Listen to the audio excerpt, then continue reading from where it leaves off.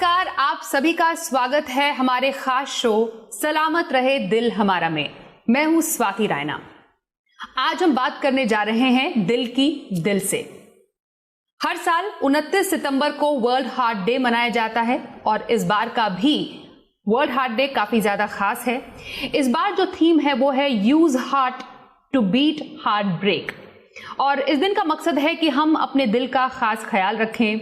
भाग दौड़ भरी जिंदगी में जो हम लाइफस्टाइल रिलेटेड बीमारियों से जूझ रहे हैं, जो स्ट्रेस हमारे ऊपर हावी हो गया है, उसको थोड़ा सा संभाल कर, उसको थोड़ा दरकिनार रखकर हमें अपने दिल का ख्याल रखना बेहद जरूरी है।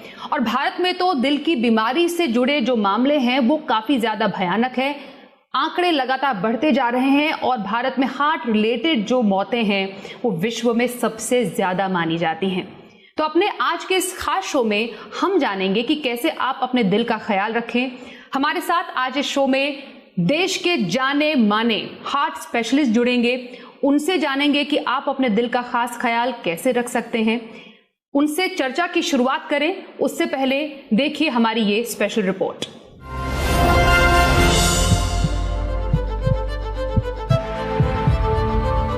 भागदौड़ भरी जिंदगी, जबरदस्त तनाव, खराब लाइफस्टाइल और अनियमित खान-पान, इन चीजों ने जिसे सबसे ज्यादा नुकसान पहुंचाया है वो है हमारा दिल। हालात इतने खराब हो चुके हैं कि जो बीमारी पहले ढलती उम्र की मानी जाती थी वो अब युवाओं को अपनी चपेट में लेने लगी है। आंकड़े चौंकाने वाले हैं। WHO की एक रिपोर्ट के मुताबिक दुनिया में हर साल करीब 1.5 करोड़ लोग दिल से जुड़ी बीमारियों के चलते अपनी जान गंवा रहे हैं। दिल का ख्याल रखने के मामले में भारत के आंकड़े भी अच्छे नहीं हैं। WHO के मुताबिक देश में असंक्रामक रोगों से करीब 53% लोग जान गंवा देते हैं। इनमें से करीब 24% लोगों की मौत दिल की बीमारियों की वजह से होती है। एक स्टडी के मुताबिक दुनिया में प्रति 1 लाख लोगों में 235 लोग दिल की बीमारी से जान गंवा देते हैं, जबकि भारत में यह आंकड़ा 272 मौत प्रति लाख है। इसलिए आज से नहीं बल्कि अभी से अपने दिल की सेहत के प्रति सतर्क और सजग हो जाइए। अपने लाइफस्टाइल में जरूरी सुधार कीजिए, क्योंकि अगर आप अपने दिल का ख्याल रखेंगे तभी आपका दिल भी आपका ख्याल रखेगा। ब्यूरो रिपोर्ट, जी मीडिया।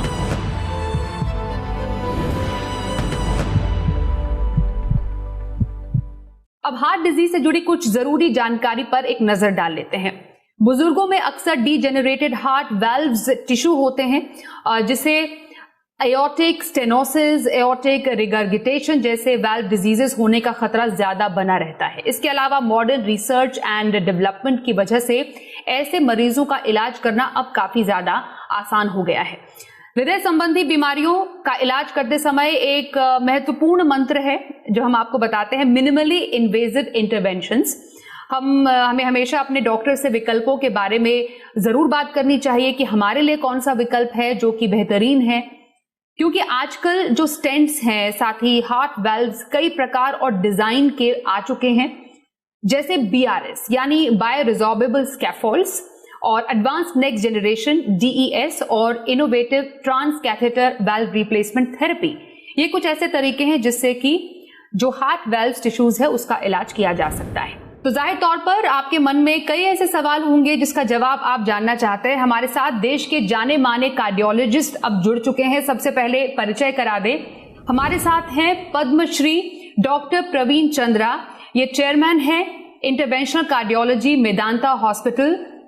डॉक्टर चंद्रा, आपका बहुत स्वागत है आज के हमारे इस शो में। साथ ही हमारे साथ है doctor Pravir Agarwal, interventional cardiology Fortis Escorts hospital. Doctor Agarwal, आपका भी बहुत स्वागत है हमारे इस खास पेशकश में।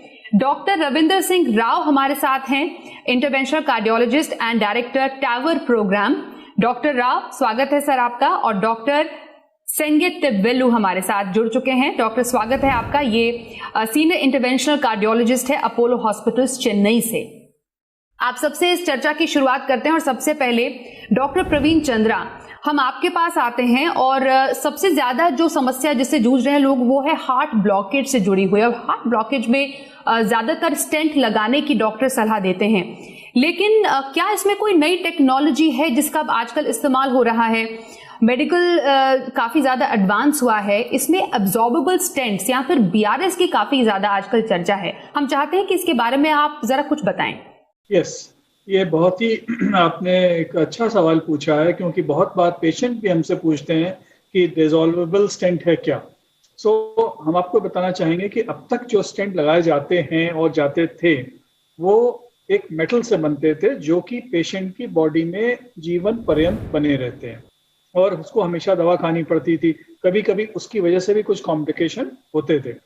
लेकिन अब कुछ सालों में डिसॉल्वेबल स्टेंट यानी बीआरएस इस पद्धति के हिसाब से लाया गया, ताकि वो अपना ब्लॉकेज को रिमूव करने के बाद, हटाने के बाद डिसॉल्व हो जाए। जैसे शक्कर का जो खिलौने होते हैं, जैसे कि वो पहले तो एकदम शेप बना रहता है, उसके बाद डिसॉल्व हो जाते हैं, उसी तरीके से ये स्टेंट अंदर शरीर के डिसॉल्व हो जाते हैं और इसको हम लोग बीआरएस कहते हैं, bio resorbable scaffold. Doctor Chandra, BRS technology पे मैं फिर से जरा आना चाहती हूँ और ये समझना चाहती हूँ कि आपने कहा था इससे पहले कि ये मेटालिक स्टेंट से थोड़ा डिफरेंट होते हैं। हम चाहते हैं कि आप ये बताएं कि ये लगाने में कितने आसान है मेटालिक स्टेंट के मुकाबले। जो बीआरएस है उसका प्रोसेस कितना छोटा या फिर कितना लंबा होता है?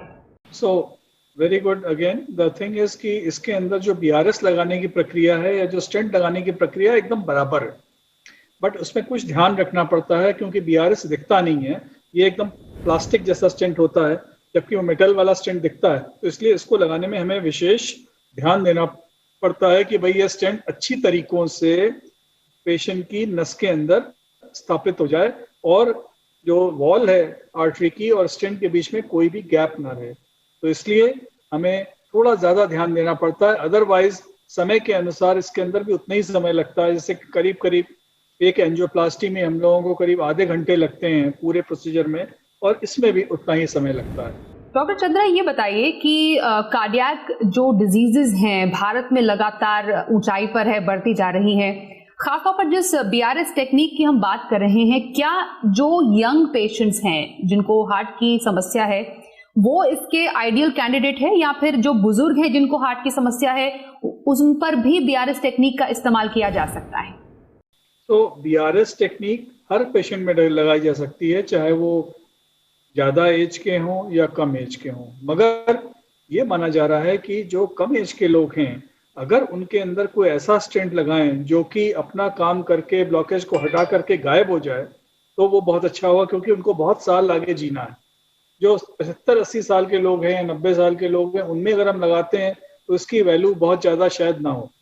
लेकिन यंग पेशेंट्स में डेफिनेटली बिल्कुल जैसे कहते हैं निश्चित रूप से अगर ये लगाया जाए तो काफ़ी ये कॉन्सेप्ट बहुत ही अच्छा कॉन्सेप्ट है कि ये अंदर ब्लॉकेज को हटा देगा। जैसे आप सिरदर्द के लिए गोली खाते हैं, आपने गोली खाई, सिरदर्द खत्म तो गोली भी गायब। उसी प्रकार से ये स्टेंट अंदर गया, ब्लॉकेज खत्म और स्टेंट भी खत्म, यानी कि शरीर में कोई भी फॉरेन बॉडी अंदर नहीं बचती। आफ्टर 1 to 2 years एकदम खत्म हो जाता है। तो इसलिए यंग पेशेंट्स में हम लोग ज़्यादा इसको बताते हैं, और इसलिए अब जो है नए स्टेंट्स जो ये आ रहे हैं, आई एम श्योर इसका काफ़ी इस्तेमाल होगा। डॉक्टर चंद्रा, बीआरएस पर जो क्लिनिकल स्टडी है वो कहाँ तक पहुंची है, ये समझना आपसे बेहद ज़रूरी है कि भारत में इसका कितना इस्तेमाल हो सकता है, कितना सक्सेस इसमें मिल सकता है, भारत में प्रचलन कितना ज़्यादा है, और क्या ये टेक्निक हमारे देश में पूरी तरह से उपलब्ध है अब? हमारे देश के अंदर जब भी हमने जैसे आपको बताया कि पिछले 10 साल में हम लोगों ने लगाने शुरू कर दिए थे, और पहले बाहर की कंपनी अमेरिका की थी जिसके कि स्टेंट लगते थे, लेकिन उसके कुछ रिजल्ट्स नेगेटिव आ गए बीच में, इसलिए उन लोगों ने इस प्रोसेस को मॉडिफाई करना शुरू कर दिया। तो उनका मॉडिफिकेशन प्रोसेस चल रहा है। लेकिन यहाँ पे इंडिया में हम लोगों ने इस स्टेंट को ऑलरेडी मॉडिफाई कर लिया और इसकी बेसिस पे एक नया स्टेंट बनाया गया इंडिया के अंदर, और वो उसकी स्टडी जो इनिशियल की गई वो काफ़ी बढ़िया निकली, और उसमें देखा गया कि कॉम्प्लिकेशन बहुत कम है और ओवरऑल जो हमें सक्सेस मिलनी चाहिए उससे उतनी सक्सेस मिल रही है। तो ये पेशेंट की स्टडीज जो इंडिया में की गई उसका काफ़ी हमें लगता है कि इससे धीमे धीमे करके और ज़्यादा पेशेंट्स पे हम लोग देखेंगे, और अगर लगा कि ये बहुत अच्छा काम कर रहा है तो certainly this will be a revolution in the field of angioplasty. Doctor Pravir Agarwal, आपसे स्टेंट टेक्नोलॉजी के बारे में हम थोड़ा सा और समझना चाहेंगे कि जो ये पूरा टेक्नोलॉजी है उसका प्रोग्रेस भारत में कितना देखने को मिला है, कहां पर पहुंचे हम स्टेंट टेक्नोलॉजी में? इसी स्टेंट टेक्नोलॉजी में अगर हम कंपेयर करते हैं आजकल तो हम लोग काफी अच्छे हैं। कुछ हमारी इंडियन कंपनीज बहुत ही अच्छे स्टेंट प्रोड्यूस कर रही हैं, जिसमें कि अगर हम कंपेयर करें तो we are equal to our developed countries जो स्टेंट बना रहे हैं, उसी क्वालिटी के स्टेंट बना रहे हैं हम लोग, राइट। और टू द एक्सटेंट कि हमारे काफी देशों में हम लोग स्टेंट एक्सपोर्ट भी कर रहे हैं। सो अगर हम देखें कि कहाँ तक पहुंचे हैं तो टेक्नोलॉजी में हम लोग कहीं पीछे नहीं है, और आई थिंक रिसर्च भी काफी अच्छी खासी हो रही है, और स्टेंट भी हम लोग खुद ही मैन्युफैक्चर कर रहे हैं काफी कुछ, और अब हम काफी कुछ बिल्कुल डिपेंडेंट नहीं है विदेशों पे कि अगर वहां से स्टेंट नहीं आएंगे तो हम लोग कुछ नहीं कर पाएंगे। डॉक्टर अग्रवाल, हम आपसे जानना चाहते हैं कि क्या डेडिकेटेड हार्ट स्टेंट्स हैं उपलब्ध जो कि कोरोनरी लेजन्स हो गए या फिर कोरोनरी आर्टरीज हैं उसके इलाज में इस्तेमाल किए जा सकें?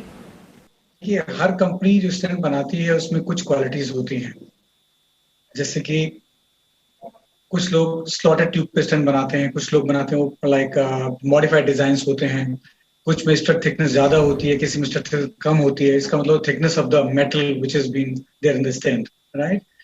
कुछ में ओपन सेल होता है, कुछ में क्लोज्ड स्लज डिजाइन होते हैं, कुछ जो स्टेंट्स होते हैं उसमें दवा का फर्क होता है कि दवा की जो आपका क्वालिटी है वो डिफरेंट होती है, उसमें कोटिंग की भी टेक्निक डिफरेंट होती है। तो इस सब को मिला के एक स्टेंट की अलग अलग क्वालिटीज होती हैं, और ये आपका कार्डियोलॉजिस्ट ही वो डिसाइड कर सकता है कि आपके लीजन के लिए कौन सा स्टेंट सूट करेगा।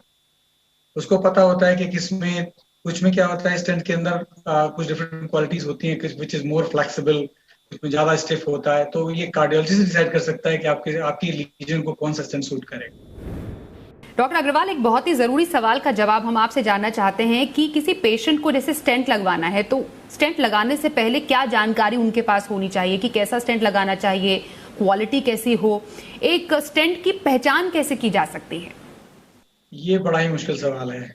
परिवार वालों को और मरीजों को ये जान पाना कि सब इस तरह की क्या क्या क्वालिटीज होनी है लगवाने से पहले, इसका डिसीजन तो उनके लिए बड़ा मुश्किल है, राइट। वो ज़्यादा गूगल सर्च करेंगे लेकिन उनको कुछ मिलेगा नहीं, उसमें सारे स्टेंट एक ही से लगते हैं, उसमें नहीं पता लगा पाएंगे। तो ये डिसीजन उनको अपने कार्डियोलॉजिस्ट पे ही छोड़ना पड़ेगा, और वही डिसाइड कर सकते हैं इनके लिए कौन सा स्टेंट अच्छा रहेगा। और अक्सर ये देखा गया है कि आप एक चीज जरूर कंफर्म कर सकते हैं, ये बात भी कर सकते हैं कि जो भी स्टेंट आपके चूज किया जा रहा है उसके पास क्लिनिकल डेटा होना चाहिए कि काफी समय से स्टेंट लग रहा है, उसकी परफॉर्मेंस का और उसकी सेफ्टी का। क्योंकि सारी जो अच्छी कंपनीज हैं वो पहले डेटा प्रोड्यूस करती हैं सालों तक, उसके बाद वो मरीजों में लगना शुरू होता है। ऐसा नहीं कि आपने कल स्टेंट बनाया और आगे मार्केट में आके आपने मार्केटिंग करना शुरू कर दिया।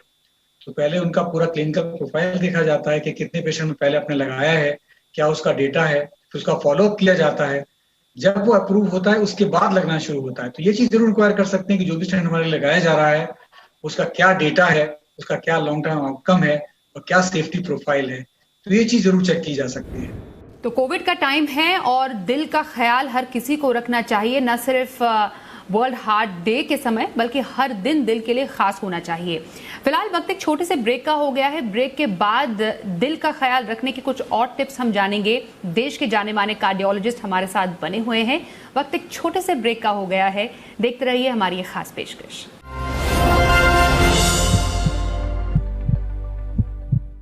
Welcome back. World heart day के इस खास मौके पर हम दिल को हेल्दी बनाए रखने की चर्चा कर रहे हैं देश के जाने माने कार्डियोलॉजिस्ट से जो इस वक्त हमारे साथ बने हुए हैं। आइए हार्ट डिजीज से जुड़े कुछ फैक्ट्स आपके सामने रखते हैं जो आपके लिए जानने बेहद जरूरी हैं। वैसे कार्डियक पेशेंट्स जो कि डायबिटिक होते हैं, जिन्हें डायबिटीज होती है, उनके लिए कोविड-19 संक्रमण बहुत ज्यादा खतरनाक हो सकता है। भारतीय युवाओं में कोरोनरी हार्ट डिजीजेस का अनुपात जो पश्चिमी देशों के युवा हैं उनकी तुलना में लगभग दोगुना है।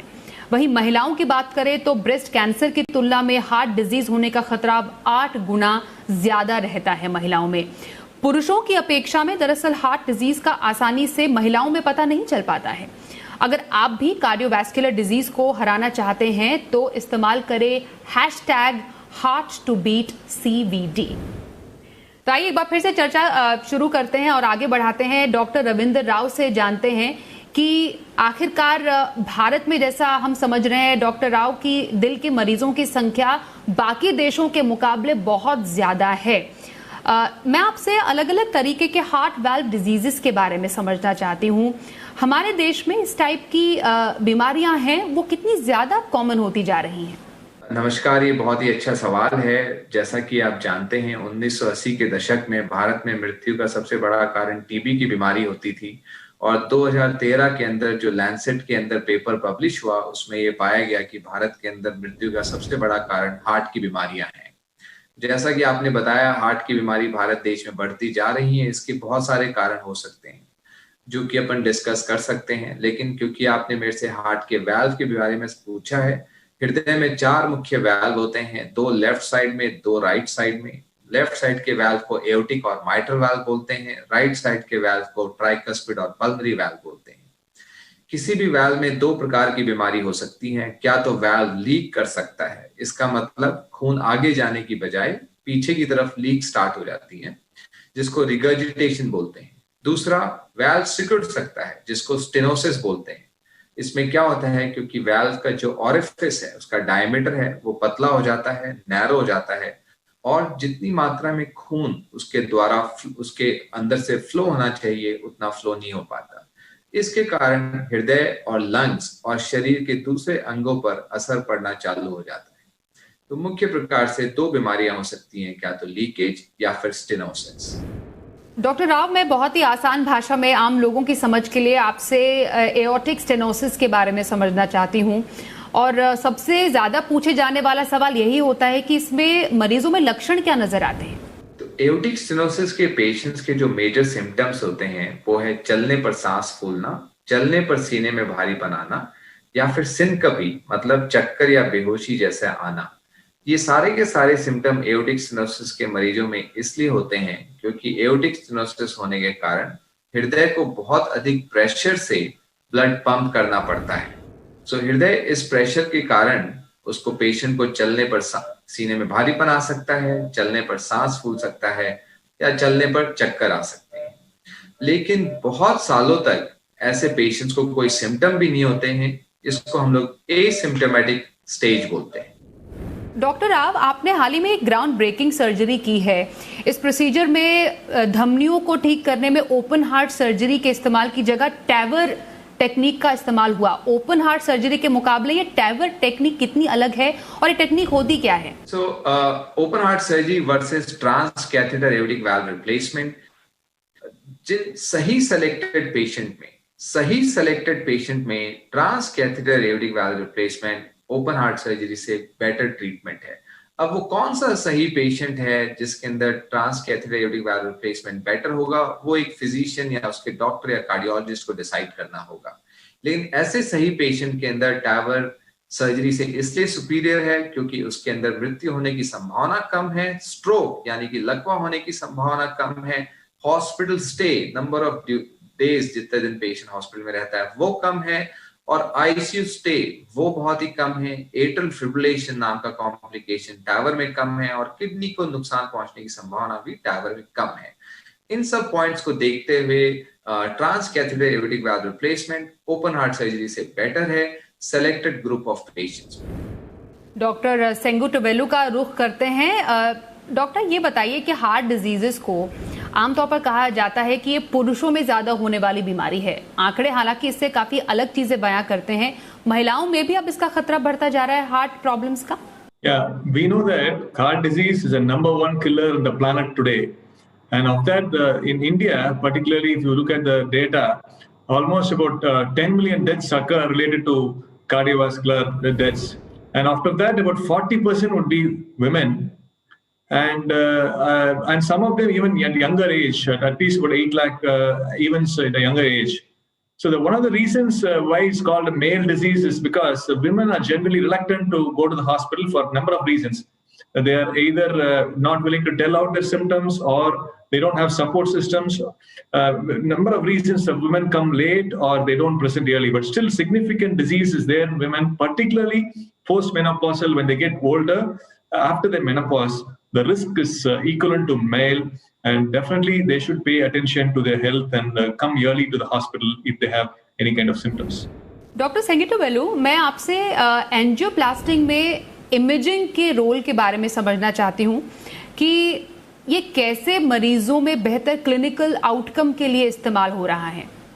See, angioplasty is a procedure where we place stents within the blood vessels which supply the heart muscle.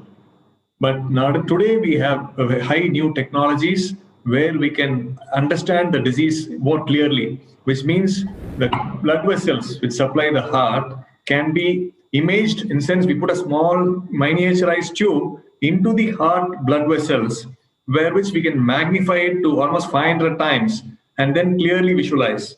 So either by sound waves like ultrasound, or we can use light called infrared light. So when we look at the blood vessels very, very magnified way with a high resolution, we can see the blocks very clearly. We can identify the nature of the block, whether it is fat content or calcium or fibrotic tissue. We can also measure the vessel size accurately, where the disease starts, where the disease ends. So all that will be clearly known. So when we do that, we can appropriately treat it with the right size stent and make sure we land from a healthy zone to healthy zone, thereby avoiding any leaving out any unnecessary blocks which are left out within the vessel. So when we do that, this translates to better outcome on the long run, which means the blood flow flows nicely. There is no clot or there's no progression. Suppose we don't do imaging, then we may not know by angiography. We might land in a mildly diseased segment, and that can progress and recur after angioplasty. So today we are doing this advanced imaging and then understanding the disease state, placing the right and appropriate stent. And after placing the stent, when we repeat the imaging, we also can understand that the stents are well placed and well opposed. The vessel blood flow is maintained well. So this is to ensure we have almost restored to a normal, healthy blood vessel, which will lead to a long-term good outcome and longevity for that patient. सलामत रहे दिल हमारा. और ये सिर्फ एक दिन का काम नहीं है, हर दिन आपको अपने दिल का ख्याल रखना है. कैसे रखना है, किन टिप्स से आपको अपने दिल को सलामत रखने में मदद मिलेगी, उस पर आज हमने चर्चा की है. मेडिकल टेक्नोलॉजी हार्ट के मामले में कितनी आगे बढ़ गई है, वो भी आज हमने जाना.